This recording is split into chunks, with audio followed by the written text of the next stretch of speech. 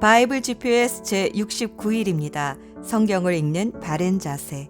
구약은 페르시아의 지배 속에서 막을 내리고 그 후에 이어지는 400년의 역사는 성경에는 나오지 않지만 후에 신약시대에 많은 변화를 가져왔습니다. 특히 페르시아를 멸망시킨 그리스의 알렉산더 대왕은 영토만 확장시킨 것이 아니라 그리스의 헬라 문명도 같이 전파했습니다. 이 헬라어가 당시 세계의 공용어가 되었습니다. 그래서 사도들은 복음을 전하기가 수월했고 또 헬라어로 기록된 신약 성경도 삽시간에 당시 전 세계로 확산되어 읽힐 수 있었습니다.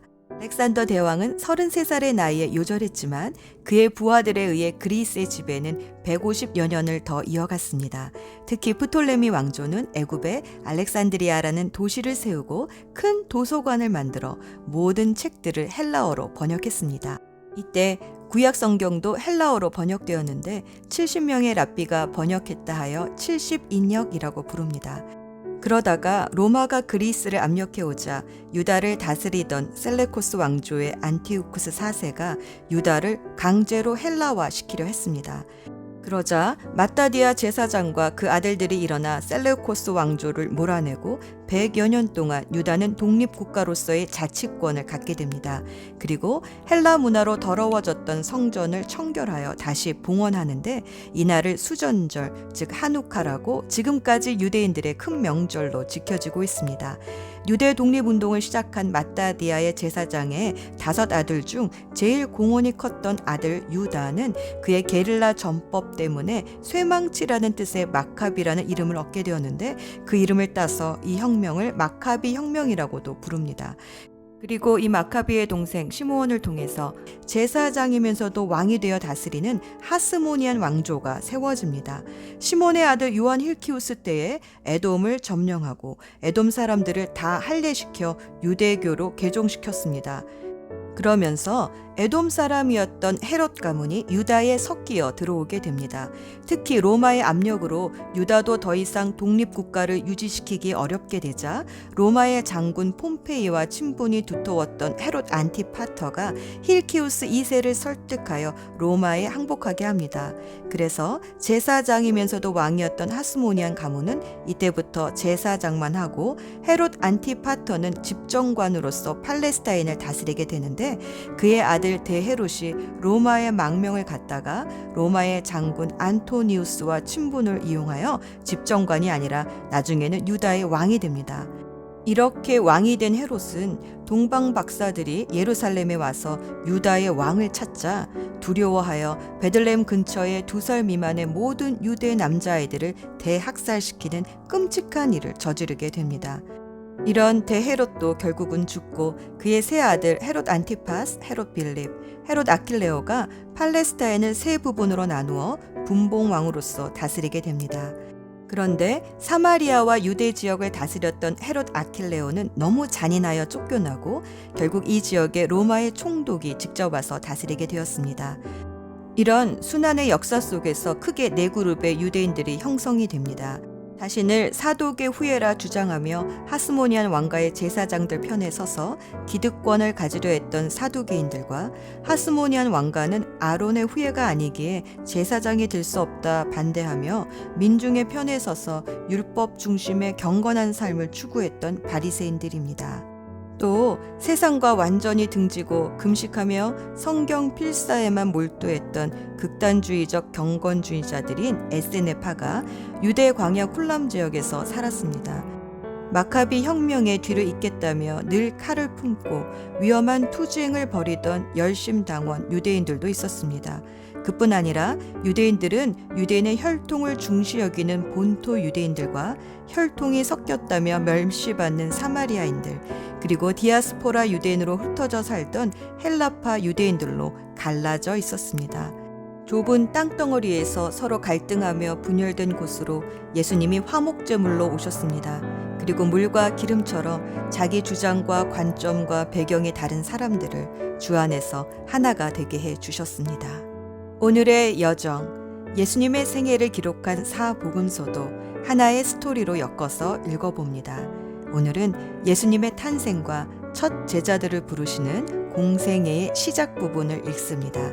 누가는 예수님의 이 땅에서의 일생을 처음부터 자세히 조사하여 기록했고, 사도 요한은 예수님을 태초의 말씀으로부터 거슬러 올라가 기록합니다. 이 태초는 시간과 공간이 창조되기 전의 태초라는 뜻으로 아르케라는 헬라 단어라고 합니다.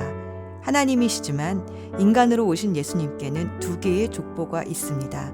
마태복음은 요셉의 족보로서 다윗의 후손으로 오신 왕의 족보이고, 누가복음은 마리아의 족보로서 인류의 구원자로 오신 예수님의 족보를 소개합니다.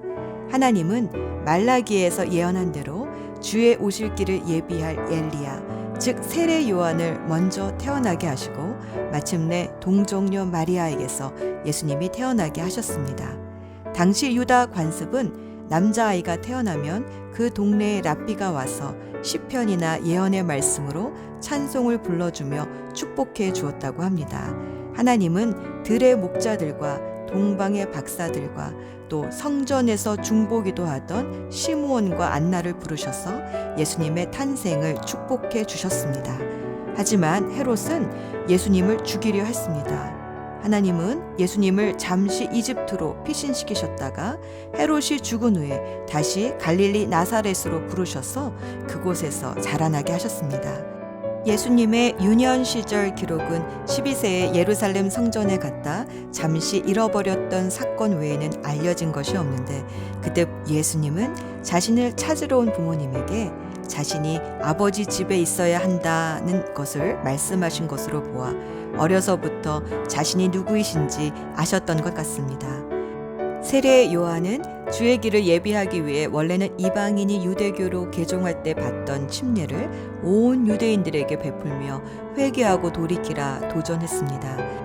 예수님은 세례 요한으로부터 세례를 받으시고 성령에 이끌려 광야로 들어가셔서 40일 동안 금식하시며 마귀의 시험을 받았습니다. 마귀는 에덴에서 선악과로 아담을 유혹했듯이 광야에서 굶주려 계신 예수님께 돌이 떡이 되게 하라는 시험과 사단에게 절만하면 사단에게 넘어온 모든 세상을 예수님에게 주겠다는 유혹과 성전에서 뛰어내려도 하나님이 보호해 주실 것이라는 영적인 시험을 합니다.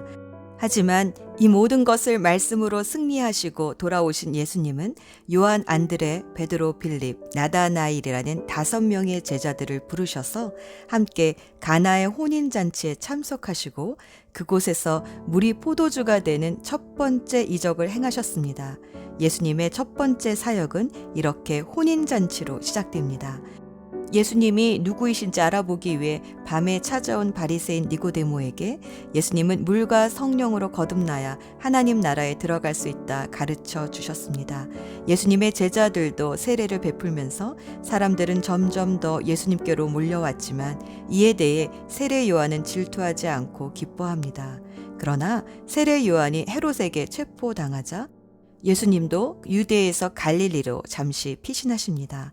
갈릴리로 올라가던 중 사마리아에서 여인을 만나 복음과 참된 예배에 대해서 가르쳐 주자 주저했던 니고데모와는 달리 사마리아 여인은 그 자리에서 회개하고 복음을 받아들이고 온 마을에 예수님이 메시아라 증거합니다. 이에 예수님은 이틀을 더 머물며 복음을 전하셨습니다. 그리고 갈릴리에 올라가셔서 전도를 하셨지만 정작 고향인 나사렛에서는 배척을 받으셨습니다. 가나에서는 왕의 신하를 고쳐주시고 예수님은 다시 어부의 삶으로 돌아가 있던 베드로, 요한, 야고보, 안드레를 풀타임 제자로 다시 불러주십니다. 예수님의 갈릴리 사역이 이제 제자들과 함께 본격화되어 갑니다. 예수 전망대 바이블 GPS에서는 예수님의 스토리를 기록한 사복음서 마태, 마가, 누가, 요한복음을 하나로 엮어서 읽지만 이 4권의 복음서는 예수님에 대해 각각 다른 관점으로 기록했습니다. 마태는 왕으로 오신 예수님, 마가는 종으로 오신 예수님, 누가는 인간으로 오신 예수님, 요한은 하나님으로 오신 예수님을 기록했습니다. 그래서 같은 사건도 그 관점에 따라 순서나 강조가 다릅니다. 그런데 마태, 마가, 누가는 비슷한 시기에 비슷한 이야기를 기록했다 하여 공관복음이라고도 합니다. 사도 요한은 이 공관복음에 기록되지 않은 이야기들을 중점적으로 후기에 다시 요한복음을 기록했습니다. 복음서의 첫 번째 책인 마태복음은 구약에서 예언되어 온 메시아가 예수님이심을 증명하기 위해 구약의 성경을 60회 정도 인용하면서 구약과 신약을 이어주는 다리 역할을 해줍니다. 구약을 단 두 사람으로 요약하라면 아마도 아브라함과 다윗일 겁니다. 아브라함을 부르셔서 하나님 나라를 시작하고 이 나라를 다스리는 왕의 모델로서 다윗을 보여주셨기 때문입니다. 그래서 마태는 예수님을 아브라함과 다윗의 후손으로 소개합니다. 왕이신 하나님이 다스리는 나라의 모델이 구약에서는 이스라엘이었다면 신약에서는 교회입니다. 사복음서에서 교회라는 단어가 유일하게 나오는 복음서가 마태복음입니다. 예수님은 헬라의 우상들이 가득한 가이사랴 빌립보라는 도시에서 제자들에게 너희는 나를 누구로 보느냐라고 물으셨습니다. 그때 베드로는 예수님이 살아계신 하나님의 아들 그리스도라 고백합니다. 예수님은 이 사실을 알게 해주신 분은 하나님 아버지시라며 이 신앙의 고백 위에 교회를 세우겠다 하셨습니다. 이 교회는 세상의 모든 죽음의 문들을 부수며 계속 하나님의 나라를 확장해 나갈 것이다 라고 말씀해 주셨습니다. 기도합시다.